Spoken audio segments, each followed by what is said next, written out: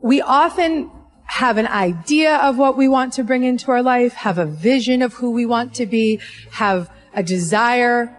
But the biggest thing that's blocking us from stepping into that truth is the belief. Now, if these negative beliefs are very strong in you, then how can you possibly create a loving, joyous, prosperous, healthy life? Somehow your subconscious beliefs would always be contradicting you and making sure you do not obtain your goals.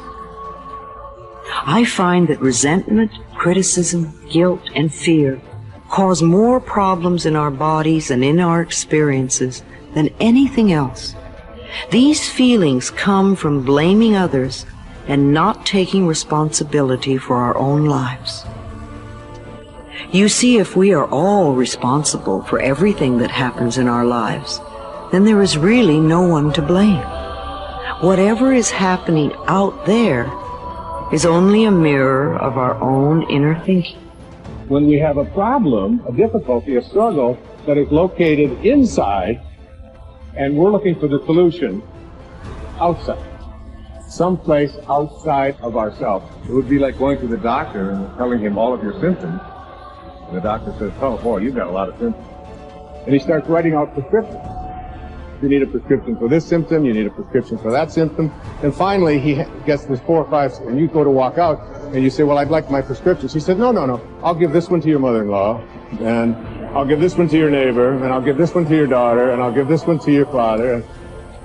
I mean, you're the one with the struggle and with the difficulties, expecting somebody else to change or something outside of you to get better in order for you to make your life work is something you have to really take a hard look at. It's in here. We have to feel love for ourselves and love for life in order for us to have love in our life. And so then to instruct people how to teach their body emotionally how that future could feel like before it's made manifest.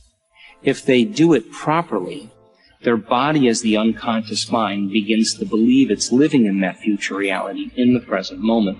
And they're beginning to signal new genes in new ways that begins to change their body to look like the event has already occurred.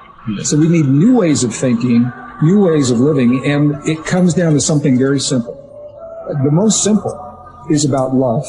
The bottom line, do we love ourselves enough to live our lives in a way that gives our bodies what they need to do what they know how to do really well? Do we love ourselves enough to live and to think in a way that allows the best version of ourselves and the best versions of our families and communities to come forward?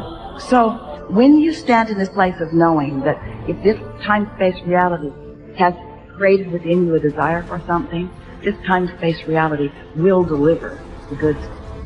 So when you stand in that knowing and then you couple it with your belief in your righteousness or worthiness to receive it. When you're putting in a wish and a desire, put it in as if you already have it. I am healthy.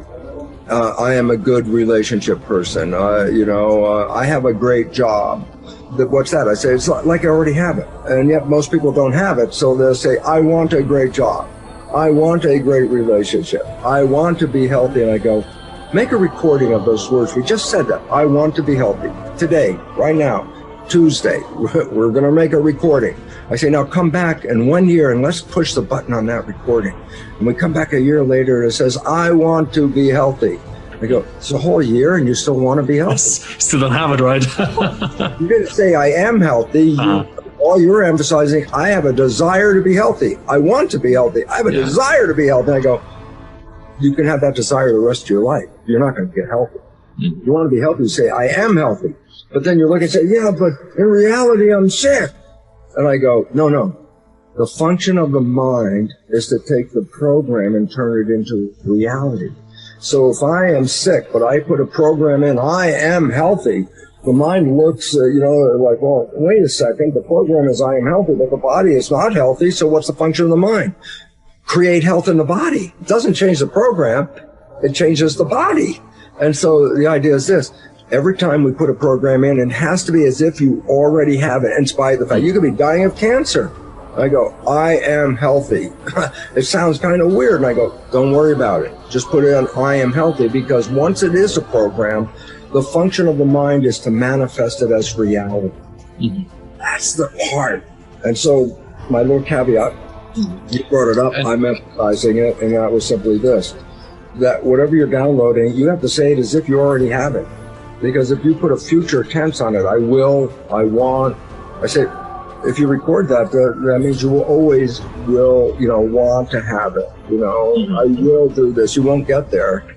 So I just wanted to bring that in, because if we're making a program, then you must make sure it says as if you already have it, in spite of the fact you don't. Top people look for the good in every situation. They know that it is always there, no matter how many reversals and setbacks they experience. They expect to get something good out of everything that happens. They believe that every setback is part of a great plan that is moving them inexorably toward achieving the great success that is inevitable for them. If your beliefs are positive enough, you will seek the valuable lesson in every setback or difficulty. You will confidently believe that there are many things that you have to learn on the road to achieving and keeping your ultimate success. You therefore look upon every problem as a learning experience. Napoleon Hill wrote, "Within every difficulty or obstacle, there is the seed of an equal or greater advantage or benefit." With this kind of an attitude, you benefit from everything that happens, positive or negative, as you move upward and onward toward achieving your major definite purpose. There is a law of reversibility in psychology and metaphysics that says you are more likely to act yourself into feeling a particular way than you are to feel yourself into acting. What this means is that when you start off, you may not feel like the great success that you desire to be. You will not have the self-confidence that comes from a record of successful achievement. You will often doubt your own abilities and fear failure. You will feel that you are not good enough, at least not yet. But if you act as if you were already the person you desire to be, with the qualities and talents that you desire to have, your actions will generate the feelings that go with them. You will actually act yourself into feeling the way you want to feel by the law of reversibility. If you want to be one of the top people in your business, dress like the top people, groom like the top people, organize your work habits the way they do. Pick the most successful people in your field and use them as your role model. If possible, go to them and ask them for advice on how to get ahead more rapidly. And whatever advice they give you, follow it immediately. Take action. When you start to walk, talk, dress, and behave like the top people, you soon begin to feel like the top people. You will treat other people like the top people do. You will work the way the top people work. You will start to get the results that the top people get. In no time at all, you will be one of the top people yourself. It may be trite to say fake it until you make it, but there is a lot of truth to it. Your main job in life is to create the mental equivalent within yourself of what you want to realize and enjoy in your outer world. Your focus must be on creating the beliefs within yourself that are consistent with great success you want to be in your outer world. You achieve this by challenging your self-limiting beliefs, rejecting them, and then acting as if they did not exist. You reinforce the development of new life, enhancing beliefs by increasing your knowledge and skills in your field to the point where you feel equal to any demand or challenge. You accelerate the development of new, positive beliefs by setting bigger and more exciting goals in every area. Finally, you act continually as if you were already the person that you desire to be. Your aim is to reprogram your subconscious mind for success by creating the mental equivalent in everything you do or say. Momentum develops the mindset. Momentum conditions the mind to confidence. Like just moving forward every day, even a small thing. If you just said, every day I'm going to do 3 things to move my life forward, and you just did those 3 things every single day. Today I'm going to do these 3 things to move my life forward. It could be sending an email, calling somebody, having that prospect meeting. It could be as simple as like, oh, okay, I'm going to work towards this goal. I'm going to finish this presentation. I'm going to create this thing. Whatever it is for you, do that thing. Maybe it's like, oh, today I'm going to work out today. Great, you worked out. Your mind goes, I said I was going to work out, I worked out. I developed more confidence because you were congruent with your intentions. See, action is what makes us congruent with our intentions, right? That old thing you've heard me say, if you've been studying my work for a long time, intention without initiative is just sorry hopes. It really is. Intention without initiative is just sorry hope. You have to apply yourself again.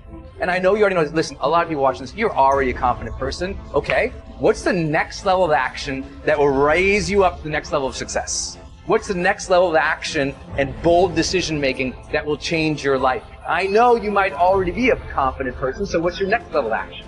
Well, Brendon, I already feel confident going up and talking to a person. Great, now go up and talk to 4 people. Good job. Okay, well, Brendon, I already feel good, trying to put out this message. Great, do it again, be more vulnerable. Oh, Brendon, I already feel good, I started the business and I built this. Great, double the business, let's see you do it. So when you challenge yourself to take actions that are a little bit outside your pay grade, a little bit outside your comfort zone, and you actually follow through, congruence comes in and you go, I set that intention, it was hard, I took the challenge, and I made it happen. That's it. That's really, truly it.